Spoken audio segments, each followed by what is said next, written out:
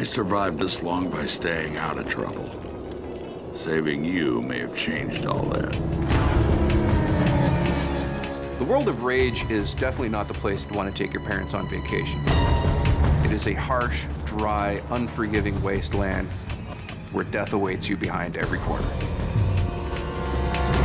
You have a world that's post-apocalyptic, where everything has been destroyed and everything is in ruin. You wouldn't want to go without a couple rocket launchers, body armor, a week's worth of food.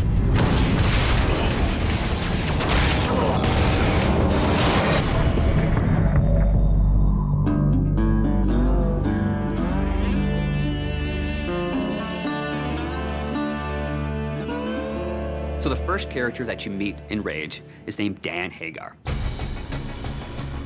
I hear there's something special about you Ark people.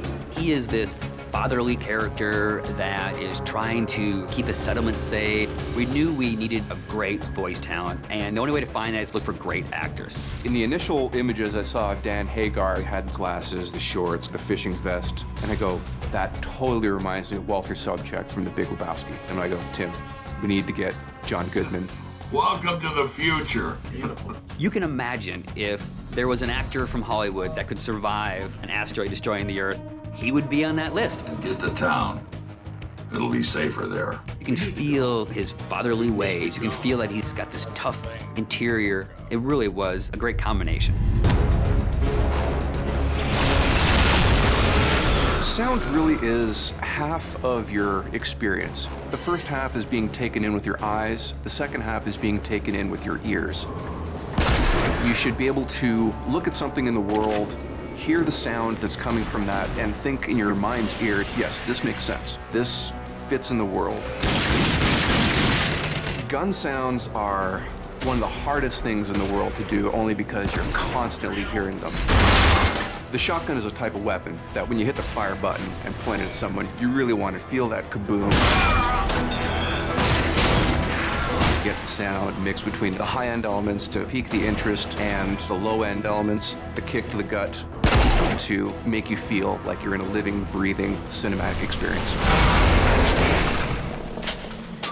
Rage is stylized realism. Visually, there was the idea of the scale that was really important.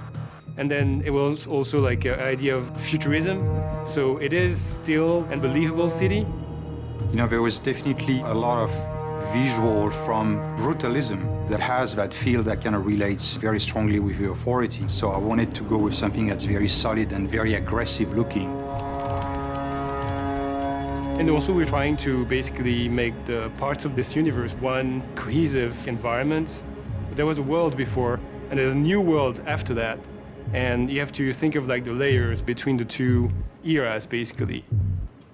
When I started this technology, I had some image in my mind of what it could do, but when the artists get a hold of this and they start working their magic on it, they produce things that, when I look at some of the scenes in Rage, I'm just, wow, that looks better than I would have thought this game could look. The technology right now allows us to paint on any surfaces at a pixel level. As an artist, I like the possibility of expressing your vision in a much higher fidelity. There's no textual limitation. The big challenge is more about when do I stop? When is it good enough that it achieves the goal? So you have to kind of find that good balance. I want the player to feel like he lived through an experience that is bigger than just the game itself. Everyone who's seen the game so far has had the same reaction. It's like a visual shock. There's some really breathtaking imagery there, and it is better than I would have imagined it would be.